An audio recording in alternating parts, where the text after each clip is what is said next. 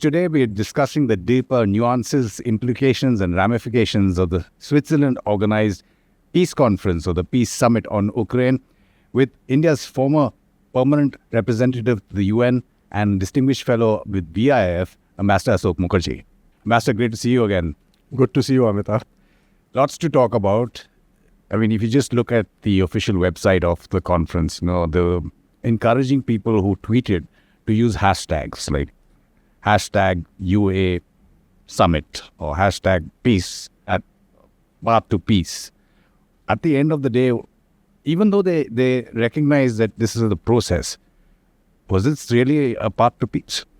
No, I think that that was the big disappointment of this event because it had been built up with a projection of working towards a process for a peace negotiation.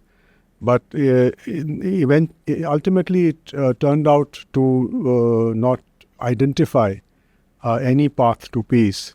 And even the 3 points that they identified in the communiqué were not really issues which could lead to a peaceful solution to this conflict.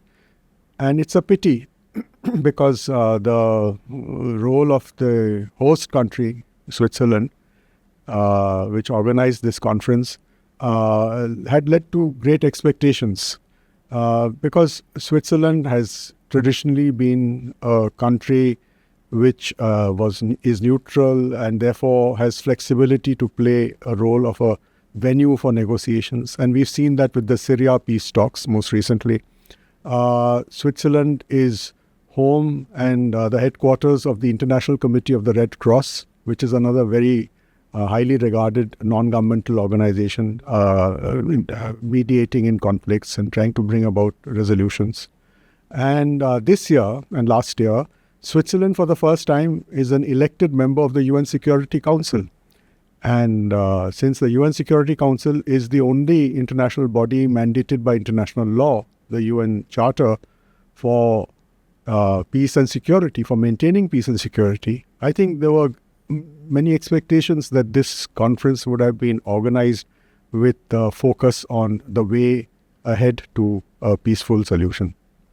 You look at India's participation, Ambassador. I mean, there were rumors that possibly, if not the Prime Minister, at least the External Affairs Minister would go after G7. That didn't happen.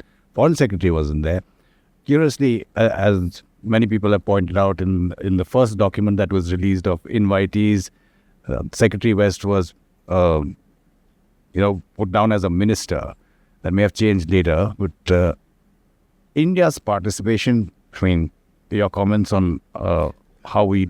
Well, I think India's participation is in a way linked to what I said about the profile of Switzerland, because India has been an elected member of the Security Council till recently, 2022, and Switzerland came in 2024.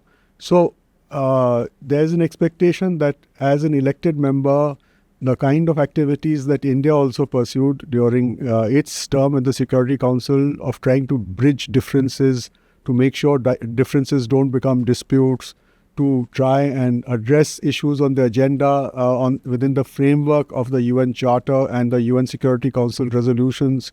These would have been the guiding parameters which made India respond more seriously to the Swiss initiative than perhaps to any other initiative from other parts of the world. And I think that in a sense that realization that there was really, I do not know in the public domain whether there was any draft of the final communiqué, but having negotiated outcome documents from multilateral meetings myself, I find it very curious that there was no serious attempt made to even produce a document which would reflect the sense of the House, if I can call it that.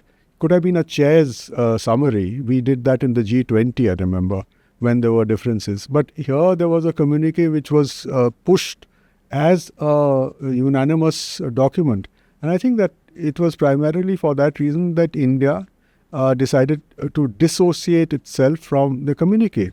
And India's position, I think, has been vindicated by the fact that 14 out of the participants of this conference have similarly dissociated themselves from the communiqué.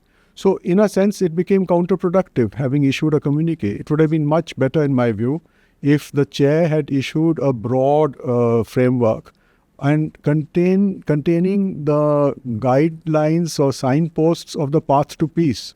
But here there is no signpost of any path to peace.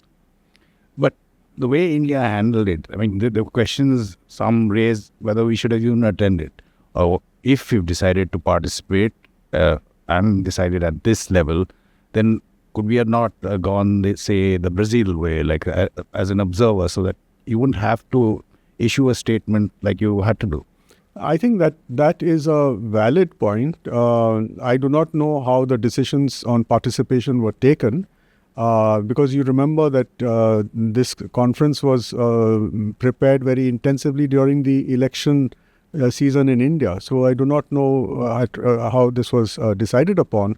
But Brazil had actually taken the right position, and as a multilateral partner of India and a bilateral partner of India, I think we could have coordinated our position to be similar to that of Brazil. Because as an observer, you do not have to come out and make a statement which in a sense undermines the host. And that is what the statement of all the 14 countries has ended up doing, that it has undermined Switzerland's own profile as a serious player in the peace process. And many would say also what is an undermining factor is that the second party to the war, Russia, is not there. I mean, it's understandable, of course. Russia would not have gone even if invited, and the Swiss authorities did indicate that. But, and considering the other players who were there, but how does that sit with this process, so-called process of a path towards peace? Well, I think that, this takes you back to, at least as far as Ukraine is concerned, February 2015. And most people today are not informed or told that in February 2015, I was in New York at that time, the Security Council met and adopted a unanimous resolution, which meant that all the 5 permanent members, including the United States, endorsed this resolution and endorsed the political settlement of the Ukraine problem at that time through a set of agreements called the Minsk agreements. The core of the Minsk agreements was that the Security Council resolution upheld the territorial integrity and sovereignty of Ukraine in return for Ukraine fulfilling its obligations under the Minsk agreement to devolve political power to its eastern regions, where the fighting had been going on. And with this background, when the current conflict started in February 2022, it's for those of us who have been involved with the United Nations, it's instructive to recall that on 17th February, 1 week before the war, the current aspect of the war started, the United Nations itself briefed the Security Council, and it's in the record, that the Minsk agreements remain the only viable political framework for a solution of the Ukraine problem. And the Security Council failed to act on that. So I think that when you take that perspective into account, to keep one of the belligerent parties, Russia, out of the framework of the peace agreement appears to have been also counterproductive. And I say this because if you take the example of the Syria peace talks, which Switzerland is also hosting in Geneva, there they started with putting the parties in separate rooms and then bringing the two together. And that's the way these negotiations always go. That if two parties do not want to talk to each other, then you put them in separate rooms, and as the host, you bridge the gaps. But here there was no such attempt. So again, it calls into question the seriousness with which this whole event was prepared and implemented. And I think that it's a pity because in Europe, and those of us who follow these affairs from the peace and security perspective, they had a focus after the Cold War ended on the concept of indivisible security, which meant that in the process of my securing my interests, I will not undermine your security. And an agreement and a legal document was signed in Istanbul at the end of the 1990s, committing to indivisible security. Now, the framework for this is the Organization for Cooperation in Europe, OSCE. And I find it incredible that so many years after the outbreak of the current stage of the Ukraine conflict, you hardly hear of the OSCE, and Russia is still a member of the OSCE. So if the regional framework created by European countries has not been activated, if the United Nations Security Council is not bothered to take any proactive measures to implement its own resolution, then I find that the door has opened for non-UN, non-OSCE influences to come in, and that has stoked the fires of what I would call warmongering and the use of the principle of might is right. And we all know that the first time this principle had a global impact was during the First World War. And we ended up by saying that we cannot go down this road of might is right. We need international cooperation to avoid aggression. And it was the United States, Woodrow Wilson, and South Africa's Jan Smuts who pushed the creation of the League of Nations, of which India was a founding member. So all that has been thrown out of the window, and we are now back to trying to address the issue of might is right. And for countries like India, which require a peaceful environment and a supportive environment to avoid disruptions to the transformation we are undergoing, might is right is not the solution. Let me try and break down all these very important points that you just brought up. If I take, say, the Security Council first. Now, the Security Council resolution and the Minsk agreements were the preponderant factors which were used to deal with the situation, and they are kind of being thrown out of the window. Of, not your words, but I'm trying to paraphrase what you're saying. Is there double speak? Are there double standards? Because the Ukrainian President Zelensky would say, now we are in a position to return to the UN Charter. But how can you on one side say it's the UN Charter when the factors with which you're supposed to address this issue are not there? Forget it in the communiqué. I don't know what happened behind closed doors. You're right. I mean, when we talk of the UN Charter, it's not only the Article 2 of the UN Charter, which has those principles which we ourselves actually evolved through our Bandung, Panchsheel and Bandung process, the non-intervention and territorial integrity and so on. Those are the principles. But the UN Charter has a specific provision as a legal treaty, which is Article 24. And it requires all states which have signed and ratified the UN Charter Treaty to implement the decisions of the UN Security Council. And I think that that's the point which the countries which are now asking or participating in the peace conference in Switzerland have glided over. They are not alluding to this, that there is a Security Council resolution which has to be upheld. It is a unanimous resolution. And why is it not being upheld? What is the role of the guarantors of the Minsk agreements? France and Germany were the outside parties who were the guarantors. France is a permanent member of the Security Council. Surely some accounting of why France as a permanent member was unable to uphold the Minsk agreement should have been made to the Security Council itself. And they should have taken steps because they are empowered to implement and enforce their decisions. They have Article 41 and 42, economic sanctions or military force. But all that has not been taken up within the UN Charter. So I find references to the UN Charter to be quite shallow, if you ask me, when it's applied in a selective manner. And again, the history that you were trying to bring up with the formation of the OSCE and its genesis and its raison d'etre, so to speak.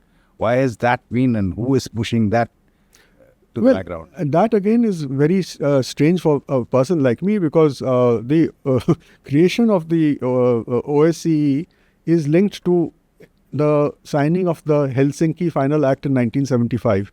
And for us in India, at least my generation, we remember that the Helsinki Final Act and the rapprochement between the United States and the Soviet Union during the Cold War, there was no China at that time, it was just United States and Soviet Union, took place in the backdrop of the American and Soviet foreign policy moves, which go back to the 1971 war in Bangladesh as well. So these are all linked events of that period, but the outcome, which was a positive outcome, multilaterally was the Helsinki Final Act. And for us in South Asia, it was a similar agreement of 1970, a bilateral agreement. So the focus was on a political settlement. Now, if the focus and objective is a political settlement, then you cannot have at the same time warmongering voices being given prominence. Because from 1928 onwards, the United States and India have been together on one issue, which is that we outlaw the use of force and aggression. There was a pact signed in 1928 in Paris. It was negotiated by the Foreign Minister of the United States and Foreign Minister of France. It's called the Kellogg-Briand Pact or the Paris Peace Pact. 15 countries signed that. India was one of the signatories of that. So I think we are true to what we sign up to. But we find it strange when countries which sign to something then adopt a double standard. And I think that is one of the dilemmas facing us today as far as the UN Charter and the UN Security Council and the use of regional organizations to supplement the UN Charter is concerned. And therefore, there will be lessons to be drawn from the events that have overtaken the OSCE for any attempt to create a similar confidence and peace building and dialogue structure in Asia. And are we going to then live with this fear that might is right? And what do we do about it if we have no system like the UN Charter with all its provisions to prevent might being right? I think you're referring to SICA here. Yeah. We have a very nascent structure in Asia called the Confidence and Peace Building Measures in Asia called SICA, which is headquartered in Kazakhstan. India is one of the founder members of SICA. In fact, President Nazarbayev of Kazakhstan started this process, and India was one of the first countries which supported the process. We, for many years, have been seconding our diplomatic sort of resources to help the SICA Secretariat. But from October last year, China has raised the profile of SICA by making a Chinese diplomat the Deputy Secretary General of SICA. So if SICA is emerging as an Asian structure for peace and security and confidence building, then the lessons to be drawn from what happened into the OSCE are very relevant for us. Again, in terms of lessons to be learned from how India dealt with the Swiss peace conference, does it give ammunition for something that had not been laid to rest, but at least most of the world had understood India standing up for its interests in this conflict? But does the way we handled it possibly give both sides more ammunition to, again, rake up India's role? Well, India, for India, and especially when you look at the transformation of India that we have been undergoing in the past decade or so, the primary focus is on our immediate and extended neighborhood. And in our immediate and extended neighborhood, there are issues which are on the UN Security Council agenda which need to be resolved. And primarily, if you look from the east to the west, we have the Myanmar issue where no initiative has been taken by the Security Council, and even the ASEAN initiative has got bogged down. Now, India's entire Act East policy is held hostage by the problem in Myanmar. So India's priority should be on resolving that issue through this framework of UN plus ASEAN and plus BIMSTEC, because India has now participated in the creation of this new sub-regional organization of BIMSTEC. If you shift to the west of India, then the biggest challenge being faced is from the maritime domain, where shipping through the Red Sea has been disrupted. It has been disrupted by events happening in West Asia, in Gaza and in Yemen. And the Yemen crisis has been festering for almost a decade now. The Gaza crisis has been festering for 80 years. So India has to now focus and prioritize participation in resolving these crises, because the direct economic impact of these crises on India is visible. The cost of shipping has gone up, the cost of insurance has gone up, the cost of international trade has gone up, and therefore the cost of transforming India is going up. And India does not need that extra additional cost to be included in the ongoing costs of transforming our own country in becoming a developed country by 2047. So, to the east and to the west, there are issues which should be the priority for India.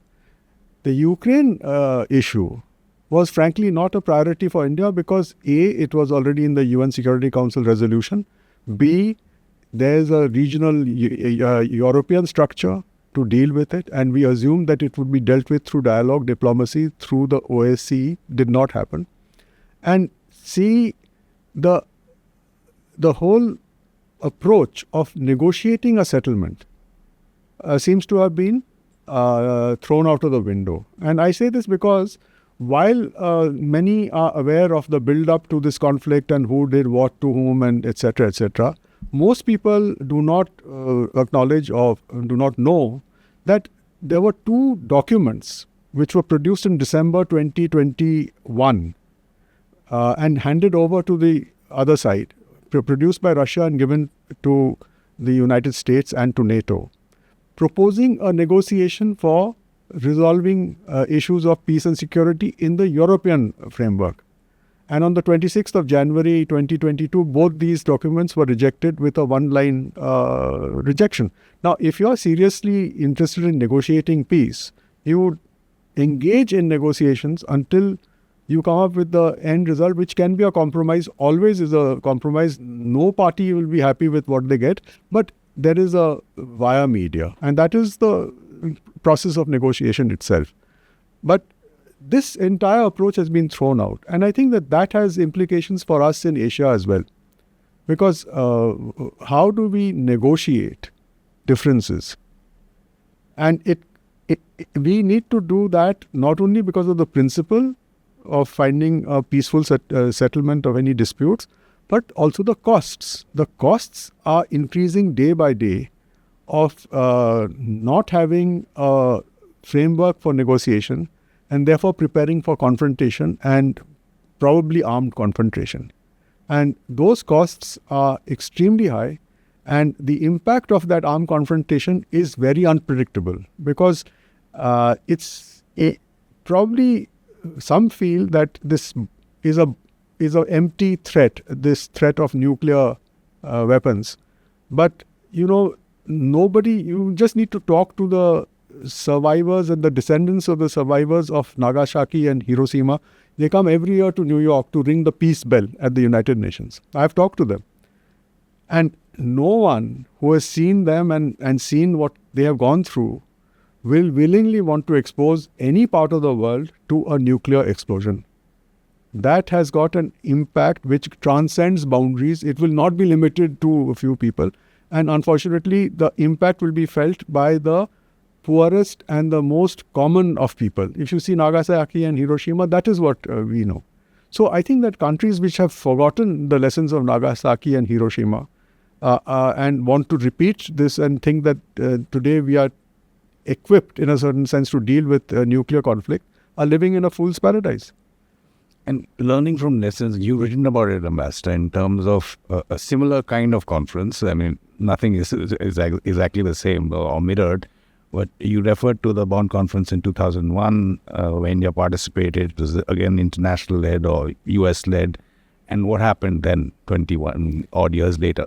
Yeah, I think that is linked with the machinations within the Security Council, which started off in 2011, 10 years after Bonn, with an attempt to reintegrate the Taliban.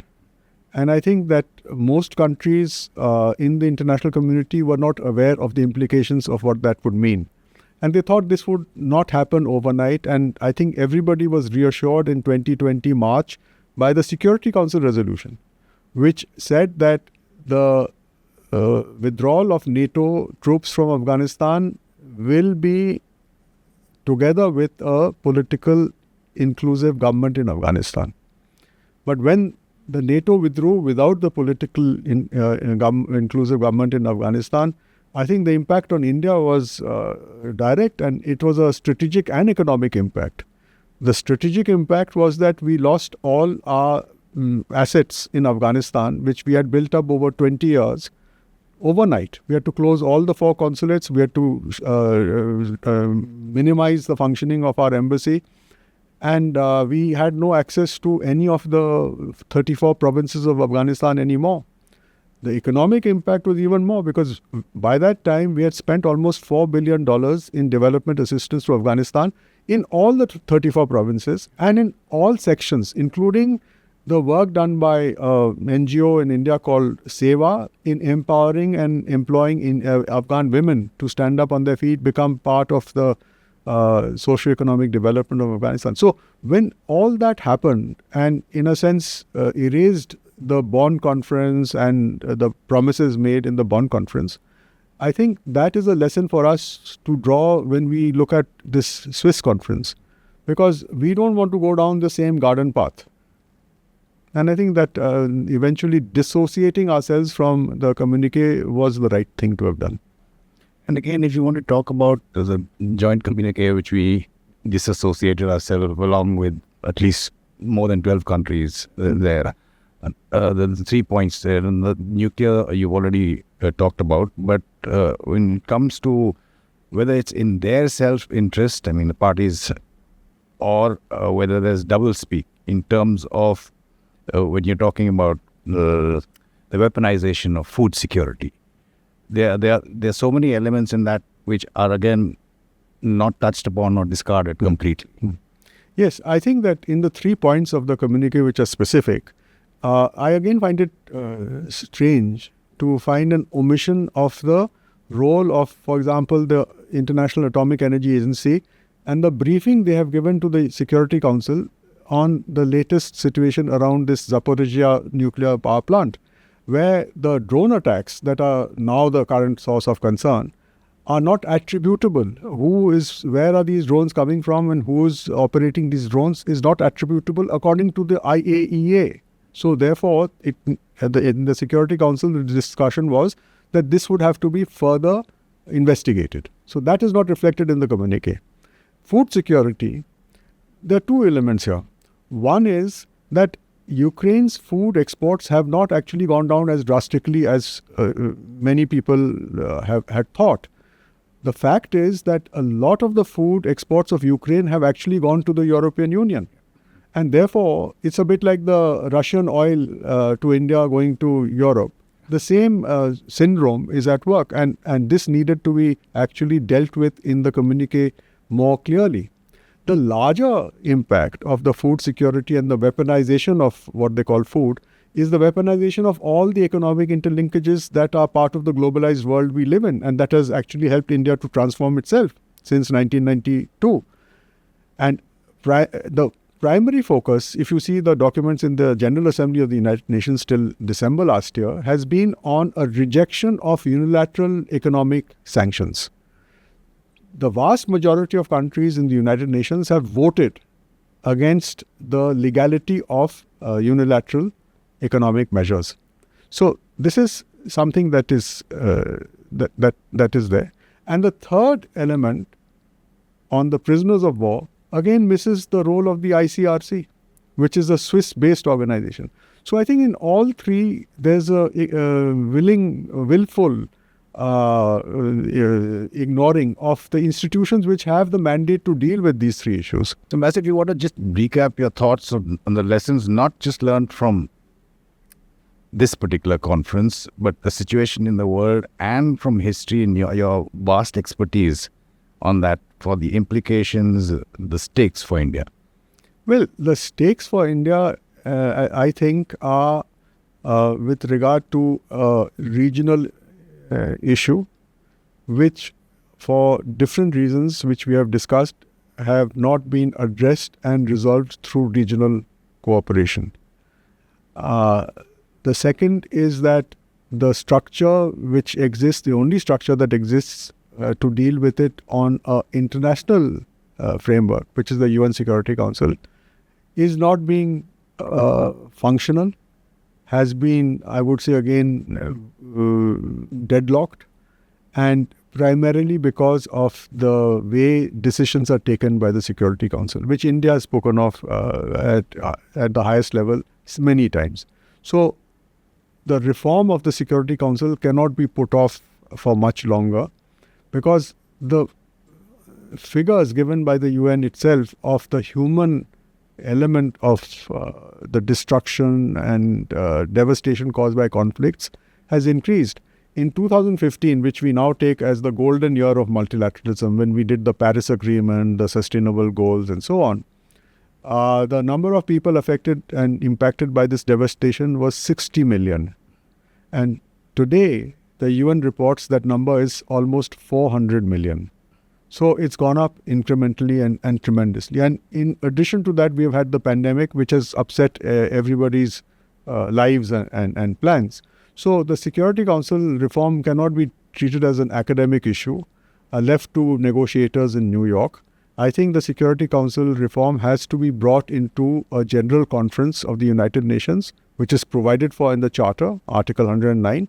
And world leaders must meet on the 80th anniversary of the United Nations in 2025 to review this Charter and give a mandate for how each provision of the Charter, including the Security Council mandate, needs to be updated to make it responsive to the 21st century. I think that's important. And the third point, which I think we should take away from this experience of the Swiss Peace Conference, is that there must be transparency and there must be a willingness to include different points of view in any sustainable effort to find a solution. I think it's impossible, and the experience has shown over the past 2 days, that if you exclude one of the belligerents, then you're not going to reach any sustainable outcome. And I find that this is something that we have lived through. The Treaty of Versailles did a similar thing with Germany and led to the rise of German armed militarism and expansion. When we saw, for example, the use of the words enemy state in the UN Charter, they're still there. They refer to Japan and Germany. And I find it strange that these two countries, which should be at the forefront of trying to reform the UN and the Charter, are today on the side of the voices of war and are not interested in reforming the Charter, which calls them enemy states. Yeah. So if we are to follow the UN Charter, as everybody wants us to, then should we then adopt those restrictions on enemy states which are there in the provisions of the UN Charter regarding Germany and Japan? I think this is untenable. And therefore, we need to actually review the way we cooperate with each other. And I say this because I was reading the other day about a statement by the Cabinet Secretary of Japan wanting to impose sanctions on some Indian companies, I think linked with this Ukraine issue. And I find it incredible that a country with which we have the best of bilateral relations, with which we have the best of multilateral relations, we are part of the group of 4 seeking UN Security Council reform. We are part of the Quad in the Indo-Pacific. Now, if a country like that wants to impose sanctions unilaterally on India, then that speaks very poorly of the kind of world in which we live in. On that pessimistic note, but with a lot of takeaways, as usual, Ambassador, it's been a complete learning experience from your experience and your expertise. Thank you so much for sharing it with us. Thank you. Thank you for asking. When you ask the questions, I am prompted to think of the answers. Thanks again, Ambassador.